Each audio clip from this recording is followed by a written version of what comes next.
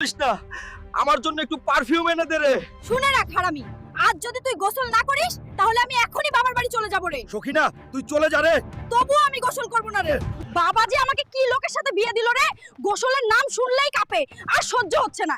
এবার দেওয়ানির কাছে গিয়ে কিছু একটা করতেই হবে। দেওয়ানি বাবু, আমাকে একটু সাহায্য করুন। আপনার লোক দুজন আমার সাথে পাঠান, আমার হালকে জোর করে গোসল করাতে হবে। ওর গা থেকে খুব দুর্গন্ধ বের হচ্ছে। গোসল করাতে লোক লাগবে না রে, আমার কাছে একটা বুদ্ধি আছে, মন দিয়ে শোন। দেওয়ানি বাবু, আপনাকে লাখ লাখ ধন্যবাদ রে।